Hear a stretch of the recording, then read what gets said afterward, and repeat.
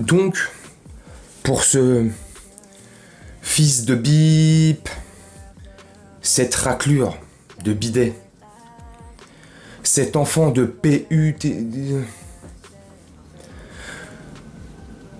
cet imbut de sa personne, cette arrogance à l'état pur, pour cette petite merde, ça, c'est l'enfer. Tout ça, là, c'est le domaine du grand S, là. Hein? Ça, là, c'est une vie de merde. C'est une vie de galère, de pénibilité, de problèmes psychologiques. Avec cette vie-là, Neymar, dans sa tête, il a perdu 19 ans. Tellement il est angoissé. Il avait sur les épaules la pression d'un président de la République. Putain, non mais sérieusement. Pardon. Voilà pourquoi j'ai toujours détesté ce mec. Voilà pourquoi j'ai toujours haï ce mec. C'est une merde. J'ai toujours dit que le footballeur, il est très fort. Il est très bon, il est très fort, pardon. Sur ça, il n'y a pas de souci. Venez, on parle de l'homme. Venez, on parle de l'être humain, là. Hein? Ça, c'est l'enfer.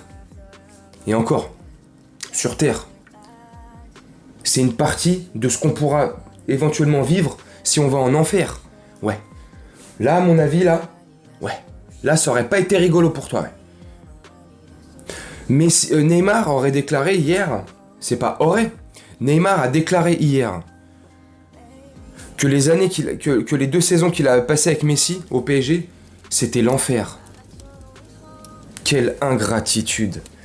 Quelle grosse merde qu'il est, ce mec. Et je ne comprends pas qu'il y a des gens qui puissent l'aduler. Je comprends pas. Que tu adules une vraie personne, un grand homme, comme on dit. Un grand homme, avec des valeurs, tu vois, qui se fait pas comme ça remarquer pour des phrases complètement débiles, pour pas dire autre chose. Là, limite, je peux rien dire. Un grand homme qui fait de grandes actions, chacun fait ses bêtises, hein, que celui qui ne commet pas l'erreur jette la première pierre. On fait tous des erreurs, on est tous des pécheurs, bien sûr. Mais là, je trouve ça ingrat. Cracher dans la personne de celle qui t'a nourri pendant 6 années. Ça en dit long sur sa façon de penser, sa mentalité. Ça en dit long sur sa personnalité. Ça en dit long sur le rapport qu'il a avec autrui, avec l'être humain, avec son prochain, avec son voisin, avec son frère, sa sœur, je m'en bats les couilles. C'est une merde. Ça, c'est le genre de mec comme son père, à l'image de son père. Son père a vendu son fils comme une PUT. C'est des mecs, comme à l'image de son père, ils seraient prêts à te mettre un gros couteau dans le dos, histoire d'avancer d'une case et de prendre 1 million en plus. Voilà ce que c'est, ces gens-là. Et c'est pour ça que ça m'énerve et que je comprends pas que des gens puissent aduler des personnalités pareilles. Que tu puisses aimer son côté footballeur, son côté génie sur un terrain de football, enfin, quand il était. Ça, je peux comprendre. Mais qu'on vienne là me le défendre quand il fait des phrases pareilles, et c'est pas la première, ni la dernière, il va encore en faire. Tellement il est con. C'est là que j'arrive pas à comprendre comment on puisse encore défendre des gens comme ça quand il te sort ce genre de déclaration. Il y a combien de milliers de personnes en France, combien de millions de personnes sur la Terre qui crèvent la bouche ouverte, qui meurent de vivre. Je sais pas si tu te rends compte de la symbolique et de la puissance de cette phrase.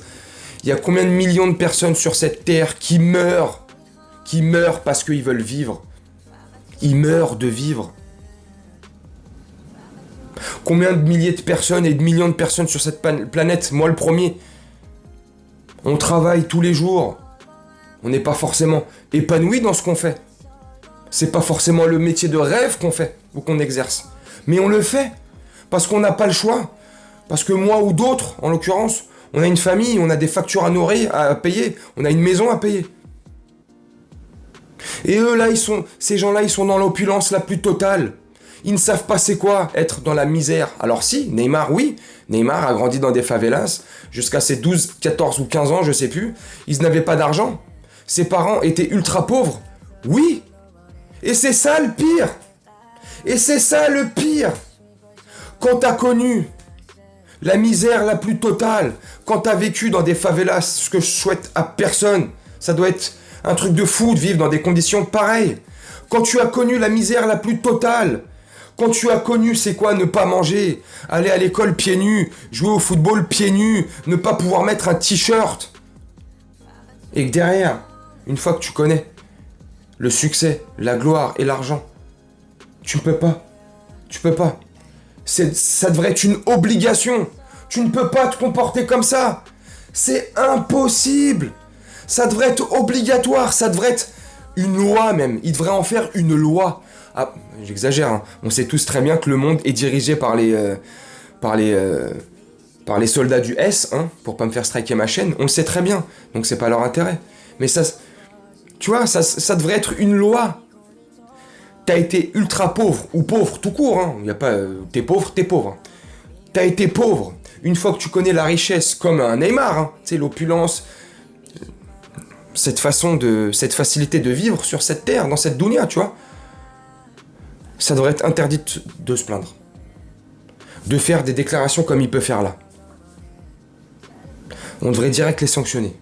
Fortement. Ça éviterait peut-être un manque de respect considérable vis-à-vis de la population. Je suis désolé, c'est comme ça que je vois le truc, moi.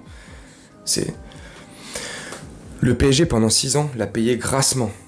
Le PSG, pendant 6 ans, l'a payé à jouer au poker, à la PlayStation, à se coucher à pas d'heure, à manger comme un porc. Le PSG, pendant 6 ans, l'a payé pour qu'il revienne chaque fois en fin d'été en surpoids. Le PSG a toujours fermé sa bouche. Le PSG l'a toujours, entre guillemets, surprotégé et dorloté. C'est un fait. On peut pas le nier. C'est comme ça. Le mec part et la première chose qu'il fait, c'est de nous cracher à la gueule. Voilà. En gros, hein, je te résume et je vais te conclure la vidéo là-dessus. Hein. Tu peux être sûr et certain. Et si t'en doutes, je te le dis. Alors tu me diras, j'ai pas la science à revue, j'ai pas machin. Mais son attitude en dit long. Son comportement en dit long. Je te le dis. Ce mec-là est une vraie merde. Ce mec-là ne mérite pas le succès qu'il a. Ce mec-là ne mérite pas la vie qu'il a. Mais tu me diras, dans cette dunya, aujourd'hui, il n'y a que les grosses merdes, les PUTE, ceux qui sont capables de te poignarder dans le dos pour avancer d'une case, comme je te disais tout à l'heure, qui réussissent dans cette dunya, où les ficelles sont tirées par le S. Voilà. Et que le bon, qui va venir tenir un bon discours, ou essayer de faire avoir la bonne parole, ou ne serait-ce que un tout petit rappel, tu vois. Un tout petit rappel. Les gars, c'est bien ce que vous faites, c'est rigolo, super, vous vous amusez, ok cool. Juste, faites attention à vous. C'est pas bon. C'est pas le bon chemin. Et ces gens-là te disent quoi? Va te faire foutre. Arrête de me parler. Qu'est-ce que tu me racontes là? Qu'est-ce que tu me fais du prosélytisme? Arrête de me parler de ton Dieu, de ta religion, de ce que tu veux. Moi, je suis dans cette vie et je la profite à mort. Bref, c'est triste. Moi, je trouve ça triste, hein. Alors, je sais pas comment tu vas prendre cette vidéo. Je sais pas les commentaires que je vais recevoir par rapport à cette vidéo. Mais ça en dit long. Ça en dit long, et je me répète encore une énième fois. Mais ça en dit long sur son attitude et son caractère. Comment il pense, ce mec-là. Vous êtes là à lui lécher les pieds, à lui défendre, à prendre ses patins pour n'importe quelle raison. Même quand il a tort, vous le défendez. Vous le connaissez pas, vous le défendez. Vous êtes là après à vendre votre père et mère pour le défendre, pour éviter que d'autres personnes le critiquent. Quand on le critique, ça vous titille comme ça vous fait quelque chose. Mais les gars, pourquoi? Pourquoi vous réagissez comme ça? Quand tu connais le personnage, quand tu sais que ce même mec-là s'en fout de ta vie, il en a rien à faire. Il s'en contrefou. C'est pas parce qu'il te fait des petits sourires comme ça, qu'on fait des petits reportages, Netflix, peu importe, on te glisse, on te fait un beau portrait de lui, que ça en fait une belle personne.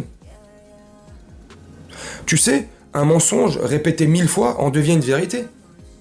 Bah c'est valable pour ces genres de personnes. Une grosse merde. Bah pendant 1000 fois on va te dire que c'est une belle personne. Bah à force tu vas commencer à te dire que c'est une belle personne cette merde. Enfin bref, tu me dis en commentaire ce que pense de cette vidéo, moi ça me dégoûte. Moi ça me dégoûte. Et pas parce que forcément il tire là sur le PSG. Pas du tout. Il aurait tiré sur n'importe quel autre club dans lequel il a été comme ça grassement payé et mis dans les meilleures conditions de vie, hein, de confort de vie, hein, pas de joueur de football. Hein. J'aurais exactement réagi de la même manière. Son ingratitude. Cracher dans la main de celui qui t'a nourri. Alors écoute-moi bien, et je vais finir la vidéo là-dessus. Si le PSG c'était si pourri que ça, fallait partir avant. C'est aussi simple. Si c'était l'enfer, pourquoi t'as fait tout? T'as fait tout. T'as tout fait. Ceux qui s'intéressent vraiment au PSG, on le sait tous. T'as fait tout pour pouvoir rester au PSG. T'as tout fait pour rester le plus possible au PSG. Mais c'est l'enfer. Mais c'était une vie pas bonne. Mauvaise. Hein, le temps a été très long pour toi. Putain, ça me dégoûte. Moi, j'ai qu'une seule chose à dire. Lui cracher à la gueule à ce genre de merde. Y a pas d'autre mot. Je suis désolé. Je suis désolé pour ma vulgarité dans cette vidéo. Ou comme ça, là. Tu sais.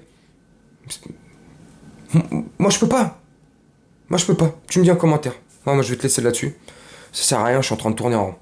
Je vais te souhaiter une très bonne journée, une très bonne soirée, ou une très bonne nuit, hein, selon quand tu regarderas cette vidéo. Et moi, je te dis à très bientôt. Ciao.